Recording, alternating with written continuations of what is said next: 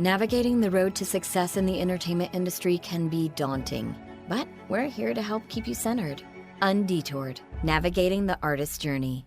When I was considering who to have on our inaugural episode, I couldn't think of a better person than this guest. She's done everything: voiceover, TV, film. She's a badass boss babe, inspiring other actors around the world for over a decade. She's been featured in Forbes for her game-changing Success Breakthrough Workshop online course. You may know her as Kathy on Atypical for the last 4 seasons, but I know her as my friend, Wendy Braun.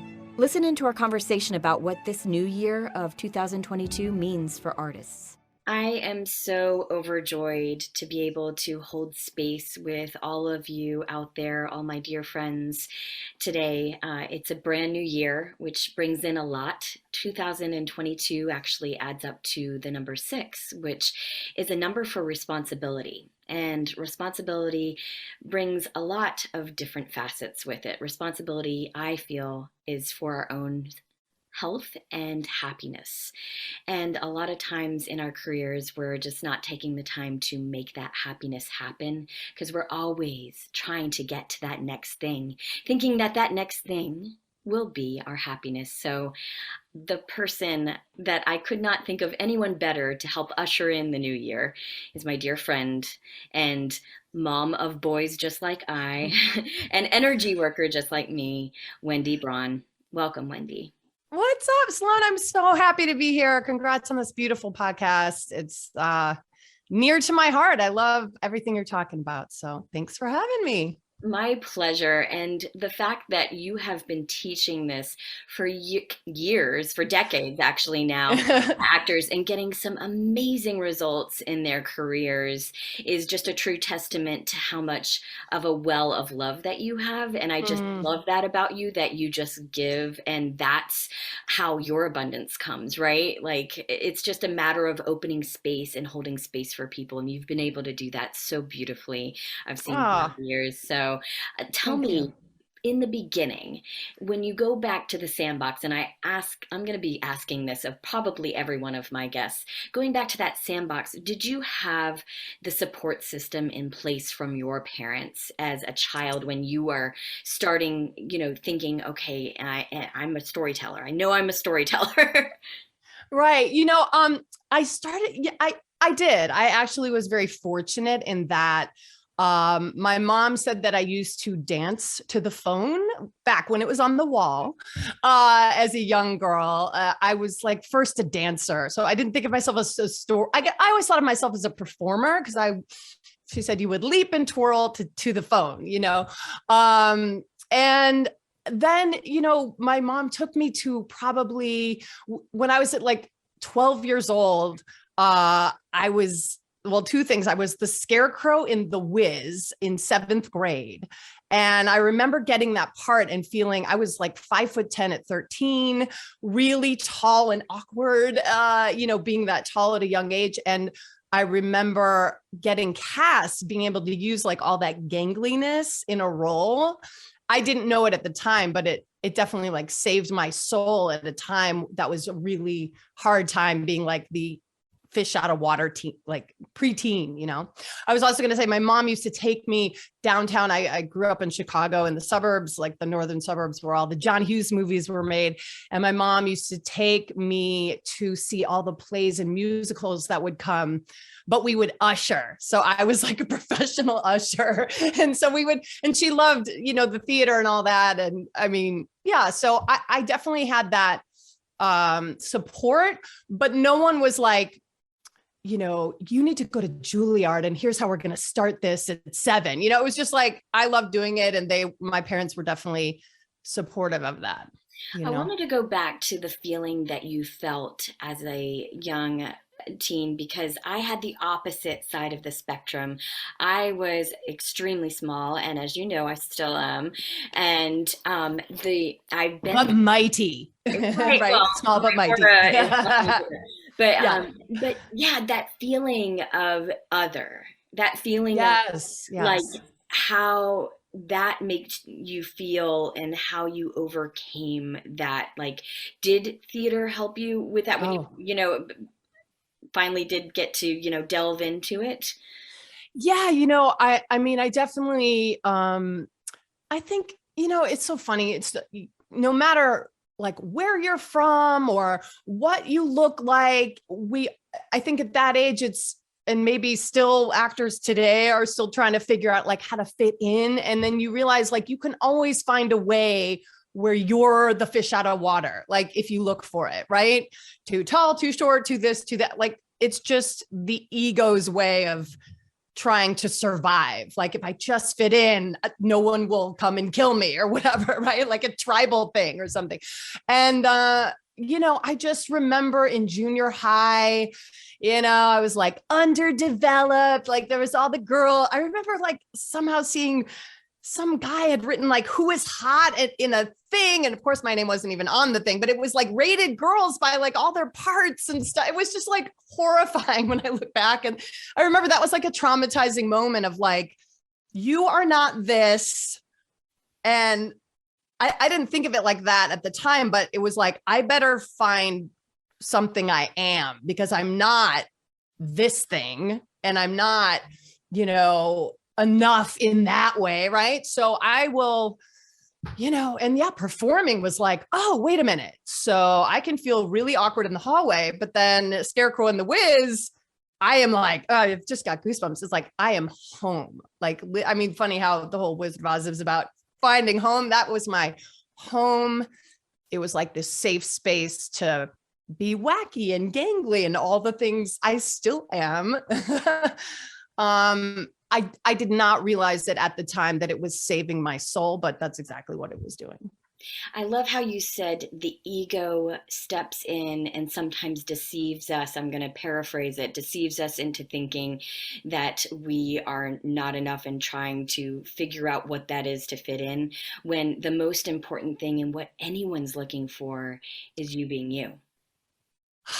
It's like, I mean, you want to just, whatever city you're in, listening in this, whatever actor, whatever, like even any area of the business, it's like, if you can just even sit down at the beginning of the year or whenever you even hear this and just go, how am I unique and different? What were all the parts of me I wanted to hide as a kid? I am going to bring those to the table. I mean, that no one tells you that then. Like, why don't they tell you that then? It'd be like, so we're telling you now. It's like, owning that. And I think we're in a time where like vulnerability is like being rewarded, and openness and difference and all of that,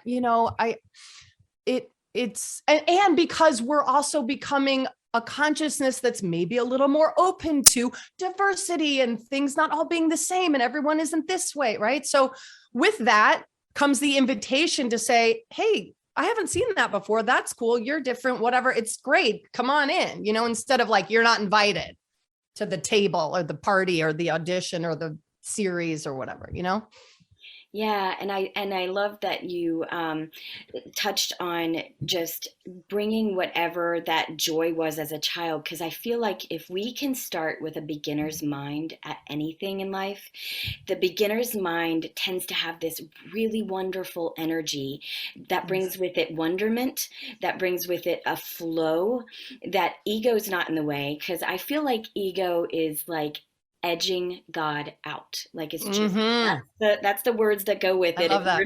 It's just, and that is not me. That's Wayne Dyer, but I'm a huge fan of Wayne Dyer's. Back when he was alive, I actually got to see him in person, and amazing. Love his work. But the ego, creeps in. So now tell me, what do you do to kind of let that ego go, and how can actors and anyone in the industry take actionable steps to let that ego go? I think the first thing you have to do, to me, everything begins with conscious awareness. So that we're even talking about this is like step one, right? Become aware of like sort of your default mode. A lot of us, we're not conscious of our default mode, which is why it's a default mode. It's just like how you think becomes a pattern every single day, right? So if you step back, if you take more time this year to sort of put the phone down and go within, you will always find, as you know from the work you do, when you ask yourself, how am I thinking and what am I feeling? You can adjust it. So to me, it's when I start thinking some negative thought, like, let's say, to put it in an example of you get an audition and you look at the sides and maybe you instantly think, well, I'm not right for this, or I'll never get this, or some default mode thing you think that you say all the time. If you step back and go, oh, there's that thing I do, there's that thing I say when I'm feeling a little nervous or vulnerable or a little anxiety, or I'm not sure of myself. How am I going to do this? Or what if they want a name, or all the noise? It's like, it's quieting the noise. And I don't think there's a time. I think this is a really sort of point I want to make. I don't think there's a time in your career as an actor, an artist in any facet where that fully goes away. I think everyone's trying to find something you don't like turn off the light forever, right? It's a daily practice to me that in every area of your career, something's going to come up that hopefully is going to make you feel a little uncomfortable. And so it's really going, oh, there's that thing I do when I'm feeling uncomfortable. I start telling myself why I can't, because then when I fail, if I didn't really try, then I didn't really fail. Like it's this stair-stepping thing. You kind of step back from the issue instead of just saying, okay, there's that thing I do when I get nervous. Thanks for sharing. It's like talking to the part of you the ego part of you that's like, you suck, you can't do this, right?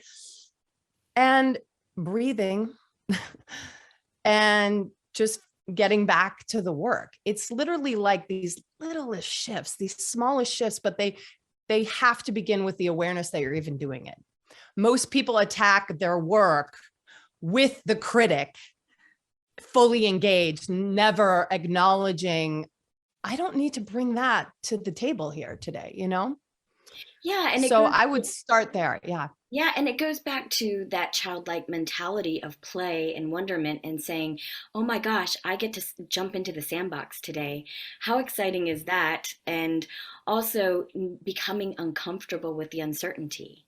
So living in that uncertainty in a comfortable fashion, the more you do it, the more you'll get better at it, because you said, like anything, any skill that you have as an actor. I mean, Sandy Meisner says it takes 20 years to be an actor, but I like to say it takes a lifetime to be a good human, right? Because we're always every day trying to, recorrect, iterate, and try to say, come with life from a gratitude aspect of saying, oh my gosh, it's out of the 500 thumbnails, they chose me to audition. Yes. Even though I don't look like a security cop and maybe I won't, play this. I'm not booking this for that. I'm booking this for the joy of playing, like I'm booking for the room, because it is a marathon. It's not a sprint. Yes. I think coming to the work in any facet of the industry, looking at what you can give versus what you can get, is a mindset that will help you to take the pressure off of like, I need to book this, or I need to do something really special in order to stand out. It's more about stripping all of that, like I'm not enoughness away, to go picking up the script and going, this is really happening to me. And what can I bring to it in my unique way that only I can do? And to know that that's enough. And starting there, I think, is really helpful versus all the, negative voice BS that you're just using as like protective armor, so to speak, Yeah, and how beautiful can that character become because you are playing it, instead of like who you become because you're playing a character. It's not that. It's like who the character becomes because Wendy is playing. Yes. Yes. I think back when you were talking about the fun of doing the work. I mean, for me, it brought to mind, like, even when I'm on it, what is on Atypical, when I would get to set, I'd feel like that kid in a sandbox, like I get to do this with all the best people who are doing this, and they pay me and it's fun. Like we have to bring the fun to it. I think, you talk about responsibility at the beginning. And I think, what if your responsibility this year was to bring the most fun you could to whatever it was you were doing? Like, what if, because responsibility sounds like this adult thing, but it's like, what if you underneath that had you know what? I'm responsible for how much fun I'm going to have doing this, even this self-tape in my garage or whatever it is, right? I recently booked an amazing role that will come out later this year because I finally said like, F it to all the trying of my self-tapes that I've been recently doing. I mean, myself too. I'm like, oh, this one would be great. I want this one, right? And then eventually I just was like, you know what? I'm just going to have as much fun as I can with this one. Bam. I was like, dang, so there is the fun factor. Like, that's why we all wanted to do this to begin with, right? So we have to bring that back. Yeah. And I think that like, because energy is neither created or destroyed, it flows, right? It's just transforming. So like the energy is palpable. You can see it on screen when that happens. I had a similar thing earlier, and it will come out in 2022. I'm super nice excited about Yay. that. Yeah, just the fun and being able to just, improv if you want it, in one of your takes. That's just like, you know what, I'm going to do this and I'm going to use this accent because I researched it and I know I can do it. And there you go. And there's your tool belt that you've got your technique in there, but you're also just, letting space to be able to create, because it shows how collaborative you are. And it really did help when I was on set, because, well, first of all, they thought I was from that region of the country. That's the best compliment, right? When they're like, are you really from there, right? Yeah, which I do, that's what I do a lot of accents and dialects. I teach it, and that's kind of like great. My wheelhouse. But yeah, just to have fun and just be in it, just to be in it for a while. And so I did. I just was in it for a while. I was just from there, while I was on set, until I ate and I came out of it. But I was in it, and how wonderful of a container that made everyone feel, because I was so open and free. They were able to be more open and free, and the people that I were working with were significantly younger than myself, and that helped them loosen up during a very, very tense-filled situation, where they had a lot of anxiety around. When this comes out, you'll see why. But they had an anxiety around, an event that would happen when you're really young. That's a special, event. So this kind of loosened everyone up, because, they're like not thinking about, what they were doing. We were just like engaging and having fun. And yeah, there's such freedom. It's like you're flying when you're in it, whether it is in an audition or on the set, it's just, I always feel like that's probably why we love acting, is that feeling of like when it all comes together in that way and you're collaborating in that way. And, it's beautiful. Congrats, girl. Mm-hmm. So now I want you to let us know, before people go into the new year with like a lot of goal planning, because that's one thing that everyone seems to feel that is the most important thing they need to do at the beginning of the year. Yes. But, there's a reason why not taking massive action is not always the best idea to take massive action right away. Can you tell me a little bit about the counterproductivity of taking massive action? Absolutely. So like, of course, beginning of the year, everyone writes out their big long list of all the things they're going to do. Right. And Tony Robbins always talks about taking massive action, and I'm a huge Tony Robbins fan. But what I think is missing in that equation, or why it can be counterproductive, is when your efforts and energy is coming from a place of frustration and lack and doubt. And desperation. Yes. And desperation and all that like low energy, like muscling to make it different. It doesn't result in success. And how you can know is because when you're feeling that way and you tell yourself, I'm just going to work harder, that equation leads to everything you probably didn't do with the past year: burnout and even depression and desperation and pushing. It's a very masculine energy to be like, I am going to push this boulder up the hill, even though I don't, even though I'm mad and angry and don't feel like it and all that. I'm not saying that you don't push through hard times or you don't take action. I'm saying being mindful of your energy around why you're doing what you're doing. Especially, I feel like so many actors make this list of all these things that they've gathered from, whether it's casting or coaches or whoever, the should do list. the list of, well, they said I should do this. And so I hate doing this, but I'm going to do it because it's a should do. And so you make this list of your should do list. And while you're making it, it just feels heavier and heavier because you're not lit up, right? It's just like, oh, I should do that. I should do more marketing. I should make a web series. I should post more content. I should do reels, whatever the should do.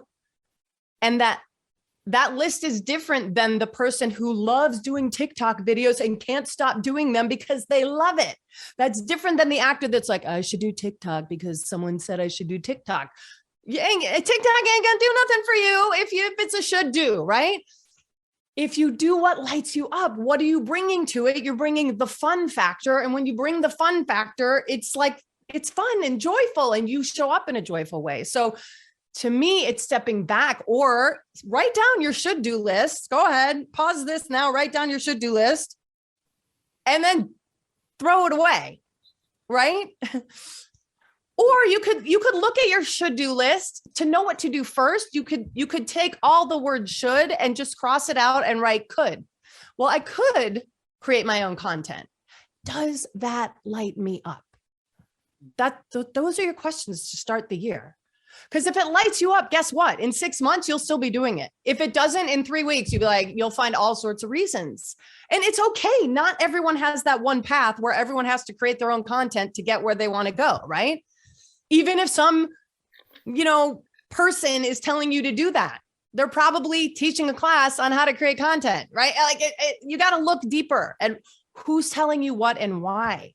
And I think what you and I both teach is like, please, y'all, go back within. Your inner knowing knows what like lights you up, what feels fun. And so I think that's where just putting your nose to the grindstone and doing all this stuff that you don't really want to do and you hate doing first, right out of the gate is not maybe where you want to lead this year. And you'll take action longer because it will be inspired action instead of, pushing rocks up the hill action. That's the difference, I think. I love that. I always teach this as well, and I've done some with you, just taking a moment to be in the gap of what your future highest soul's path is supposed to be. And that gap is so meditative. And I did it with you with like just a mind movie of just projecting yourself already in the resplendence of having what you ultimately want to have, which is being able to give back to people, right? Like that's the ultimate reason why we're here on earth. I feel is that God put us here to share our love, to share our essence, and to give back to people, to send that elevator back down. And if you can be at a place in your career where that is not only is it there, but it's probable and you have a foundation set aside with a name attached that's like, yes, this is the foundation I'm going to have when I have this amount of abundance to give back. It sets this motion of like things just automatically, I feel, coming into your existence and into your, vibrational field to set you up for success. But the only way you can get there is just quieting your mind and letting the circuitry within our brain cells catch up to our heart chakra, so that they both align at the same time, so that your emotional set point is there. And then your emotional set point breaks down all those walls that say, I'm not enough for this, even though I want this, I'm not enough, but it breaks that down. And then it kind of catapults you into that energy. I love that. I do think that it's what we contribute that will bring us the most joy. And you can do that now in a myriad of ways. You don't have to wait to have a foundation, although that's an awesome goal. And the ultimate goal is like a beautiful goal. Right. One sort of start it small. Yeah. Yes. That you can do it now, acts of gratitude. All kinds of, yes. And I think one sentence that can help you sort of use what you're talking about, Sloan, that has helped me is when you talk about that future vision, we are all sort of starting the new year of like, where do you want to be? But in that, I think if you ask yourself, what would the part of me that is already living my future vision, think, believe, and say today. So even if you have an audition and you want the role, okay, go to the place of like the part of you that's on set living this role.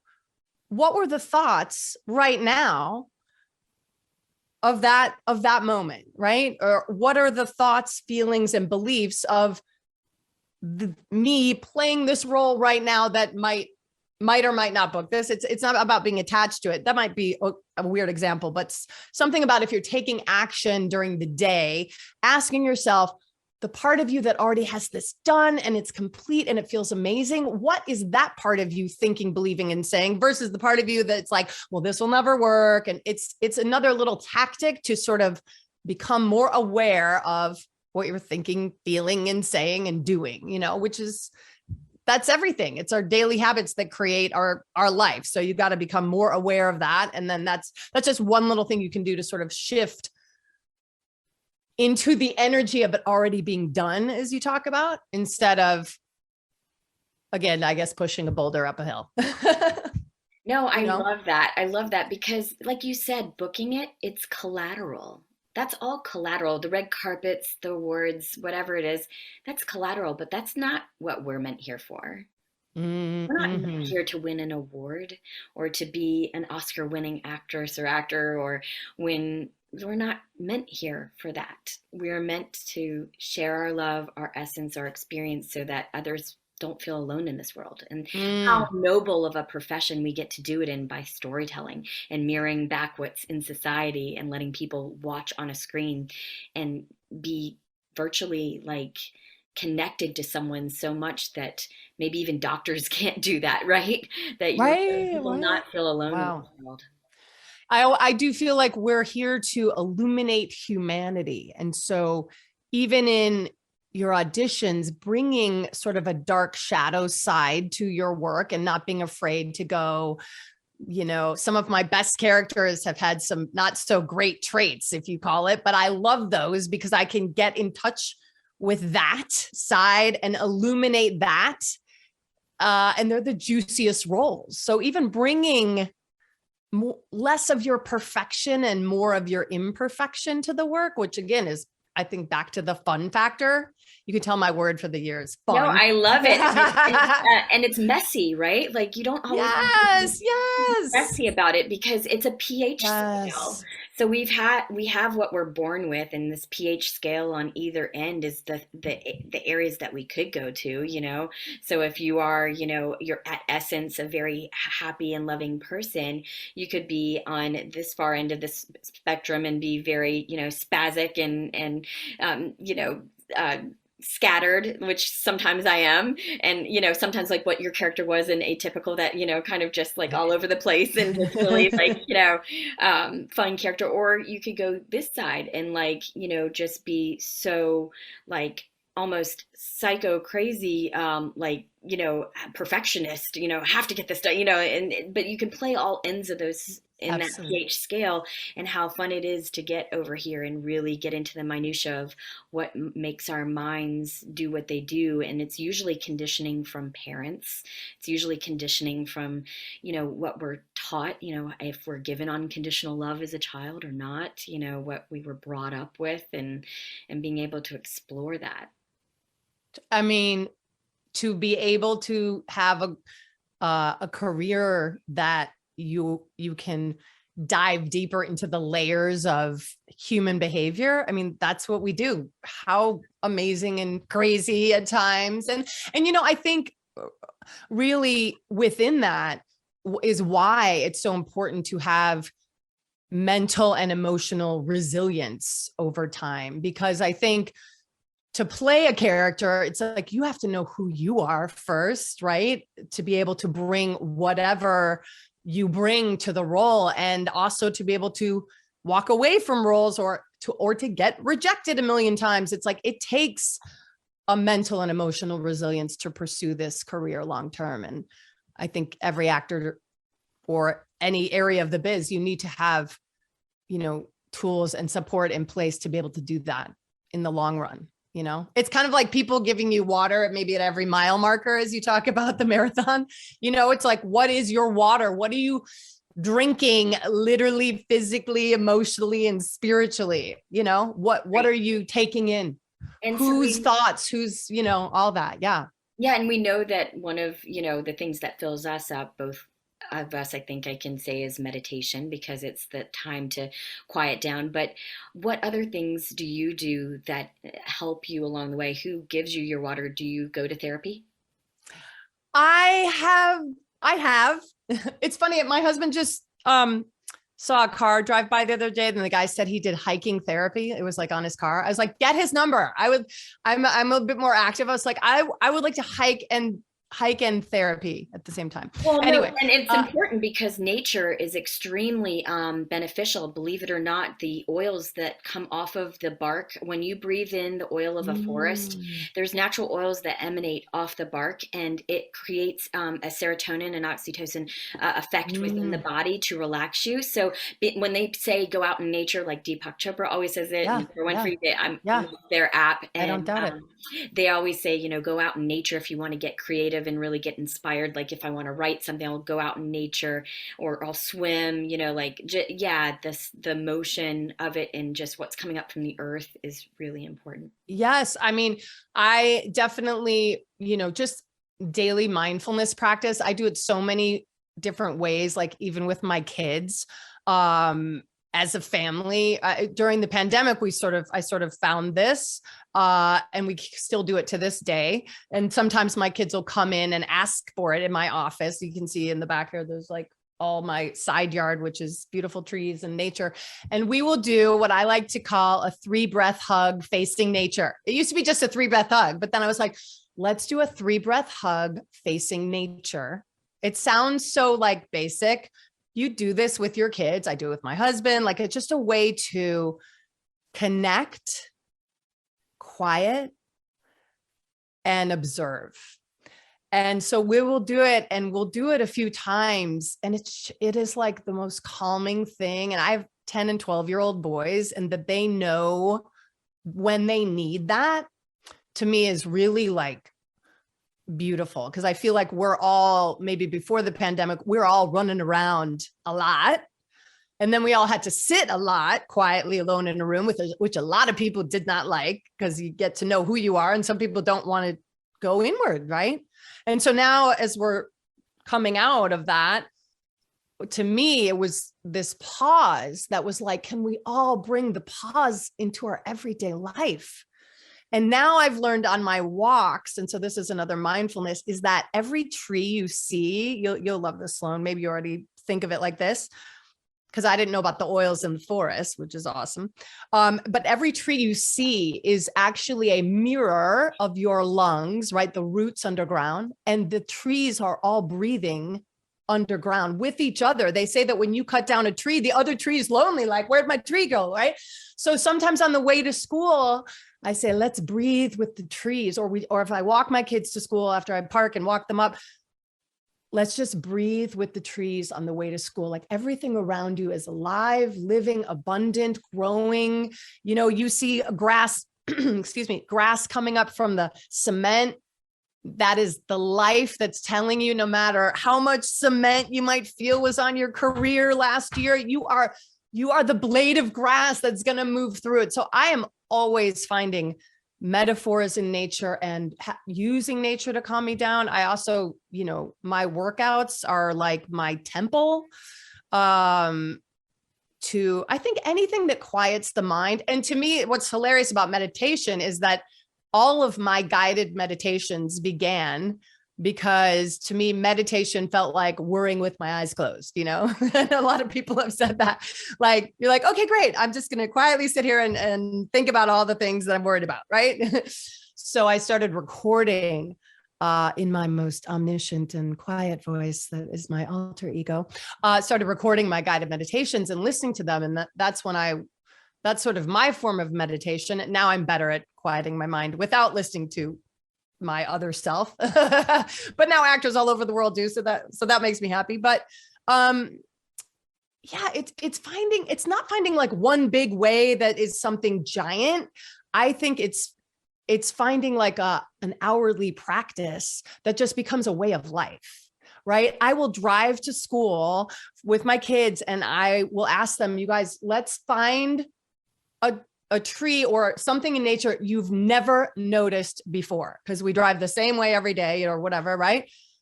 Or I'm definitely the mom who's like, God made a pink tree. Are you kidding me? Like, I just get weirdly like the kid in the sandbox, super excited about life in that way, that the little things can make me really happy. I'm also a huge succulent gardener, and the succulent to me is just the divine order of the universe showing itself. And that it's like, oh, it's yeah. And that we're part of that. And so, yeah, I don't know. Anyway, I kind of went off on that. Those are a couple of things I do and a couple of ways I do it. I love it. And I love that you're raising compassionate boys. If we could just stay for a second on raising compassionate white males in this society today.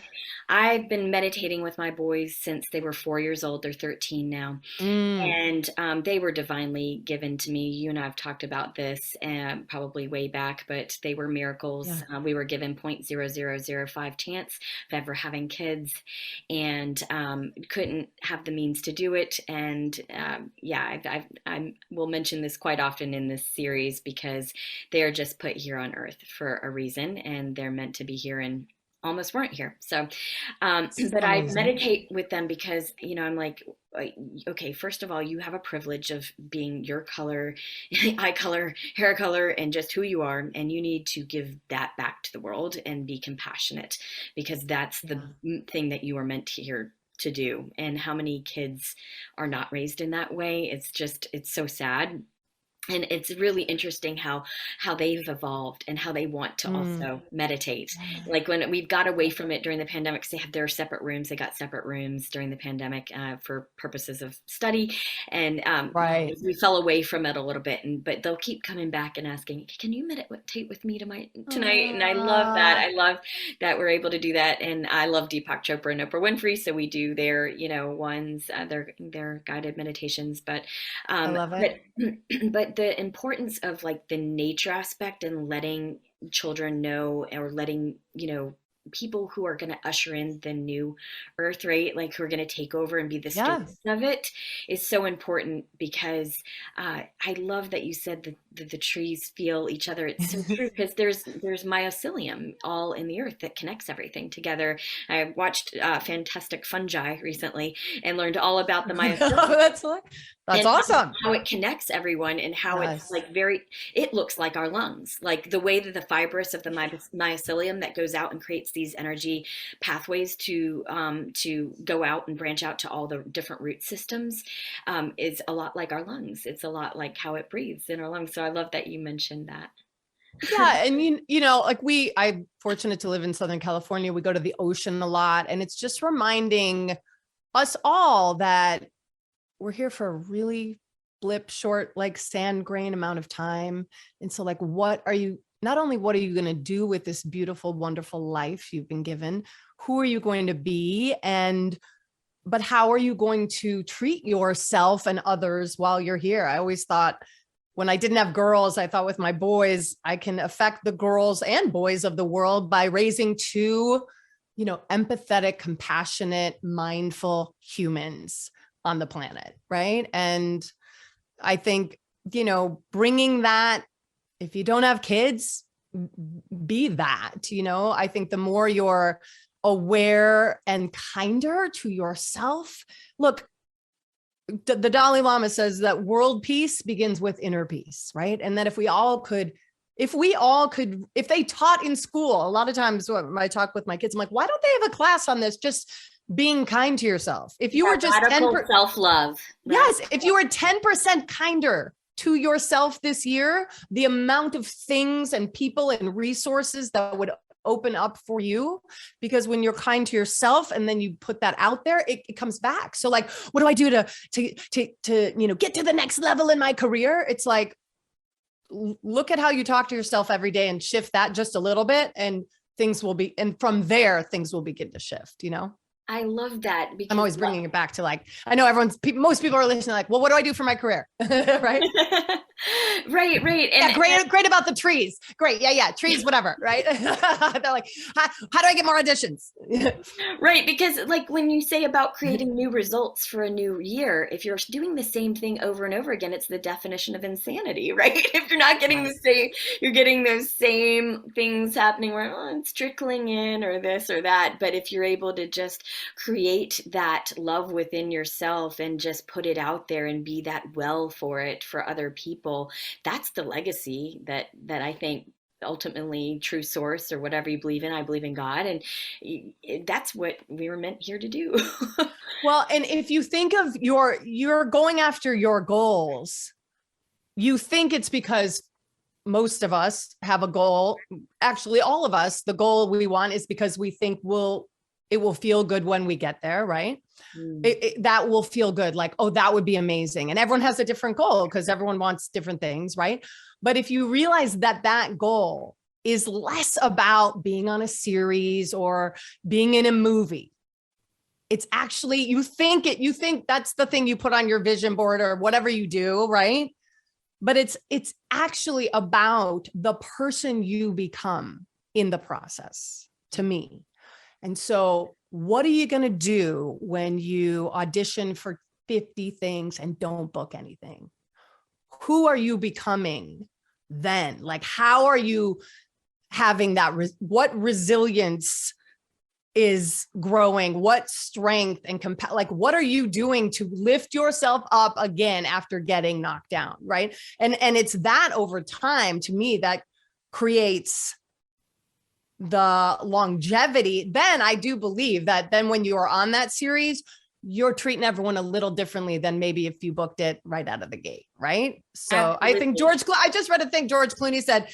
He's like, if I made it when I was 23, he said something like, I would have been shooting crack in my forehead. And in my head, I was like, can you even do that? I don't know you can do that. But anyway, he's like, thank God I didn't make it till 33, or maybe you're 43, 53. So it doesn't even matter.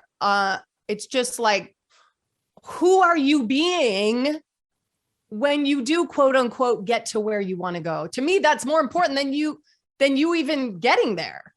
Or I just don't, it's like, I would love for everyone to get where they want to go and just don't be a jerk when you get there, you know? Yeah, it's so important. And George Clooney, by the way, if anyone listening in, if you haven't heard how he hires all his friends, he's the one of the most kindest individuals, from what I hear from friends who have worked with him on set, because he just, it's not about him. It's not about you. It's ultimately not about you who are listening. It's not about you. It's about how you can give to others and be that puzzle piece that they need and fix the problem that they have, because they all have problems and you're just there to fix it. You're just there to come in and graciously fix it. And I love, like, someone who I really admire, who is a consummate professional on set, but I got to be there on her last day of shooting of the second season of Ozark, Laura Linney, and how Love her. yes, Laura, how she treated the crew and her way of speaking words to the crew of Yes. gratitude after Yes. on the last day brought tears to every single person Yes. on that Yes. crew's face, including me, who had, literally just met her that day. But she was Yes. also, calling me by my name. And the next time I came, she knew my name and she's like, "Welcome Yes. back, Sloan." But that Yes. is just so It important. matters. Yes. It's it's everything, Yes. right? Just to make Yes. people feel seen. Yes. Yes. I think it's so important. And you all have been there when you've worked with maybe that one or two on the call sheet who's not happy to be there, and the energy of that, or 15 on the call sheet or whatever, that if you can show up, whether you are 69 on the call sheet or number one, and be in a state of such gratitude and appreciation for the hundreds of people that make a show happen, you'll have a longer career than, being a total diva. Yeah, I always call the PAs by their first name. I learn all the PAs' names first. Girl, They you're cannot. smart. Yeah. They're your lifeline, when yeah, absolutely. It's just but to me, that's mindfulness. That's kindness. That's asking that's thanking the caterer and asking his name and then coming back the next day and knowing it. It's just, who are you on the set? Who are you when you walk into the audition to the assistant? Hopefully you're the same person, right? That you're not treating people at different levels because you think, that it's like just letting the ego go in an industry that has a lot of ego in it. I think. Because it's palpable. People can tell when that is not honest, like when it's a self-serving kindness. Yes. And I feel like, yeah, that's a thing that a lot of people don't get, like the self-serving. And it creeps in whether you know it or not. You're going to have it creep in like, oh, this person's the first AD, or whatever it is. I don't know. But yeah, just being kind because it's the right thing to do in like any profession. Yeah, it's, I think being 10% kinder to yourself and others can create like the ripple effect is vast, Yeah, that's so and it does matter in your career, and it does affect your career, Yeah. I've gotten rehired many times because of the relationships I've fostered while on the set and the level of professionalism. And I think all of that matters, And this is all a relationship business. That's all it is. Yes. Like we're going back to George Clooney. He hires his friends. Like even if they don't not in the biz or whatever, he'll hire them to do some, from what I've heard. He's just like, yeah, this is friends. Why not be with your tribe that makes you feel alive and accepted, and that's your tribe. And it's not, you don't have to be on set for, a week to do that. I worked on It's Always Sunny in Philadelphia for like 2 days with one director that we got to improv, and Danny DeVito and it was amazing. And they were all they were in like their 25th season, or I don't even remember what season I did, and became friendly with the director, and that I have now worked with him like 3 other times on other things where, and that I could create the relationship and of course. And how do I do that? I show up, I know my work, I improv, I'm fun, I'm easy, and I leave. It's not anything. I'm not going over to him after every take being like, how is that? I'm not needing stuff. I'm just, being a professional, I guess. And that will help you create. I remember he said, he's like, I walked in to, it was something else I had auditioned for. This was back when like you went in for the audition, and he was in the production office, and he walked by 2 producers who are watching the tape, and he saw my audition, was like, her.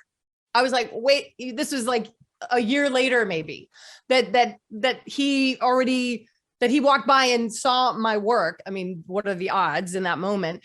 But it's because I was a pleasure to work with on the last thing. So I want everyone to go be a pleasure to work with, and know that people notice, and it will come back to you, Yeah, yeah. That's so important. And do it not because of the collateral of it having to come back to you. Just do it because, how you're just having fun, You're just having fun. That's right. Yeah. I love that. I love that. And what a great show like to be on. I can only imagine the so fun laughing like that would take place on that set. Yeah. Couldn't stop laughing because Danny DeVito is, oh my God, I love him he's so awesome. And even on the way out, actually, it's kind of a funny story. We were shooting in downtown LA, and we're all walking back in these small corridors back, and I had wrapped, and he was walking in front of me. And in my head, I was like, oh, I so want to ask him for a picture, but I don't want to, like, I was debating, do I or not? And then I was like, you know what? He's super nice. I'm just going to ask him. I was like, hey, can we get a picture? And he like grabs me. He's like, come here, Toots. And he like grabs me and, pulls me in. And I took a picture, and it's like one of my favorite pictures because I'm 5'10". I think I was like 6 feet in heels, and he's not, basically. And it was like super, super sweet. So there's also those moments where you're on set. Yes, you can ask for a picture or ask, but I did it when the day was over. I didn't do it right when I got there. I didn't do it at lunch. I didn't do it when he was talking to an AD. I almost didn't do it. So it's also too about knowing reading the room, like timing and reading the room or reading the hallway in that, and probably because we were in a hallway, I actually was like, there's no one else in the hallway. This is the time, as opposed to some giant room with 20 people around him. Right. So I was was like, Right, read right. read the room and then do it in the hallway. That would be my advice. Exactly. Yeah, I had a situation like that as well when I was working with Al Pacino and Carl Urban on Oh, the film, and we nice. worked together. You know, I was in like 4 scenes with them, and Brittany Snow as well. And it was the end of the day, and I know he was not feeling well, but his trailer was right there because where we were shooting was a very cold, very cold butcher like Oh, like a meat market or meat market. something. Yeah, yeah. Yeah. So he was like his trailer's like right outside because he was not feeling well, and you know I wasn't sure if I wanted to do it, but it was interesting. Like it's almost like my energy kind of like was read by other people. Like, do you want to say goodbye to him? You know, I'm like, I'd love to Right. say goodbye to him and just thank him. You know, because this has been a tremendous experience for Yeah. me. And he came right on out and he's like said he loved me and he's Oh, asked me if I was going to be in any, you know, theater plays, like if we could tour together, like on a theater show. Like he wanted to come tour with all four on. of us. That's so awesome. And that's so nice that other people help facilitate that too. But that Yeah. goes back to you learning names and you being a delight, and all of that matters. Like it's a ripple effect. And I love that story. And Sloan and Pacino touring, And Carl Urban and Brittany and, Snow. there you go. All four of you doing a road show. Right. I thought that was hilarious. So, if you could give five just simple steps to make this the best year yet, what would it be? Oh my goodness. I have my R words. I think the first, you have to reflect on what's been standing in your way. And so that again comes back to that conscious awareness of, what didn't work maybe last year, or what felt like a should do. How can I take inventory of what is and isn't working? Like who am I allowing into my head, and how is my inner critic like taking over? And so reflect on what's been standing in your way. I think you have to release. Number two, you release what's no longer serving you. So that this week might look like just clearing the clutter in your space. It might look like thinking about changing roommates, possibly. Like it might release what no longer serves you. You have to come into this year, I think, knowing that you cannot change anyone but yourself. And so it's not about getting everyone around you to be a certain way, or your agent to write you back immediately, or all these other external factors. It's actually even releasing the need for external factors to be a certain way. So releasing what's no longer serving you. And then you got to refocus on what matters most. So that's clearing that clutter allows you the space to kind of laser focus on what are the 3 things that matter the most this month.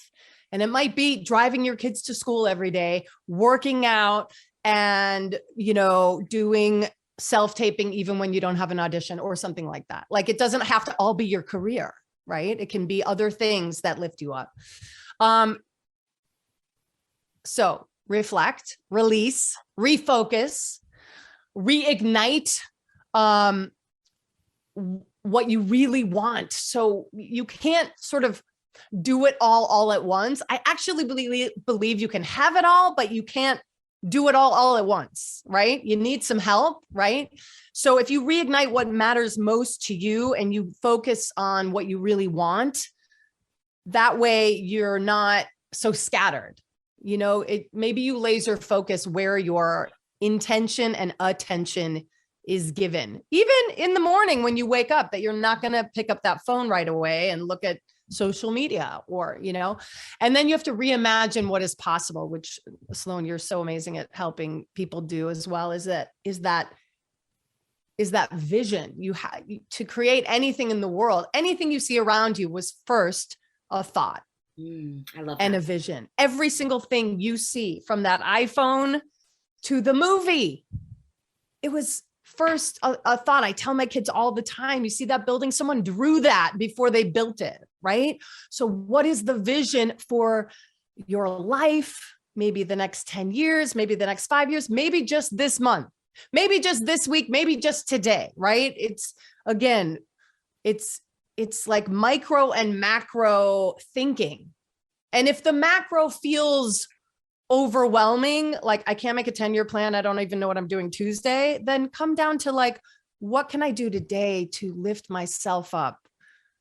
And I know that if I lift myself up, then I will be of service in the world, So reflect on what's been standing in your way, release what is no longer serving you, refocus on what you really want, reignite what matters most to you. That's the could-do list, not the should-do list, right? And then reimagine what's possible for you, which is get tools that are helping you envision what you want. I do just want to say I have one tool that I've created for actors that helps you envision you having success in the audition room or in the Zoom room or in the self-tape room.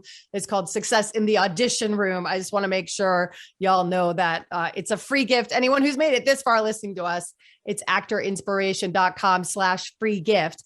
And it's a guided meditation that's just under 5 minutes. You can turn anxiety and fear into confidence and calm. So then you can bring all the things we were talking about today, Sloan, to your work and then let it go. But that starts with a vision of reimagining what's possible. So yeah. I love this. And I love that it's a free gift for the new year. Everybody, you guys have to follow Wendy. Wendy, how can they follow you or find you on social media? Yes, I am Actor in Spirit. Actorinspiration.com is my website. Actorinspiration.com/free gift is this Success in the Audition Room audio. That's a free gift to you. And then come say hi on Instagram. Yes, Actor in Spirit was me shortening Actor Inspiration. And of course, oddly enough, I spelled it in spirit, which is so of everything I am, right? If you want to follow my career and see my family from time to time, MS Wendy Braun on Instagram as well. But Actor in Spirit on Instagram and Twitter, go find me there. Come say hi. Tell me what you learned and what you loved or what you heard today that helped you. I love knowing that there's a ripple effect of what you're doing, Sloan, and I'm so happy to be a part of it. So thank you. Oh, I'm so grateful to have had you today. This has just been a wonderful way to start a new year and just a light way, right? Like just that light feeling, because it just does not have to be heavy in the beginning of the year. It needs to be as light and then freeing as possible. So one last question, and this is something I'm going to ask all my guests, and I think that you will probably have a good handle on this. What would you say to yourself when you're 20 years in the future? If you were today to tell your 20-year-old self in the future, what would you say? Keep focusing on having fun, and everything you desire to be and do and have will come to you in wonderful ways. I'll just leave it at that.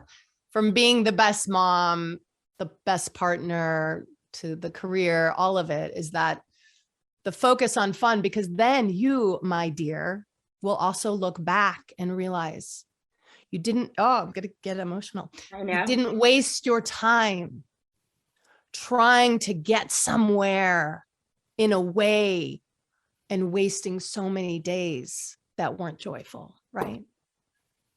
That's it. Focus on the fun, y'all, because that's ultimately the goal.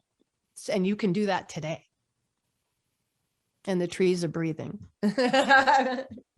So yeah, that's what I would say. I love that's that. A good one. I'll have to listen back to that one. I love that, and I love you. I'm just so I love you grateful too. for you, and I cannot wait. And we'll have all of Wendy's information in the show notes, so you don't have to remember it. You can just look down in the show notes and ways to find her so that you can study with her more, because she is someone you want in your life. You really do. Thank you so much. Thank you. I'm so grateful for you, and I hope you have an amazing 2022. I can't wait to see what you create. Oh, thank you. I'm creating space. I'm creating space. Woo! Thanks, Sloan. Bye.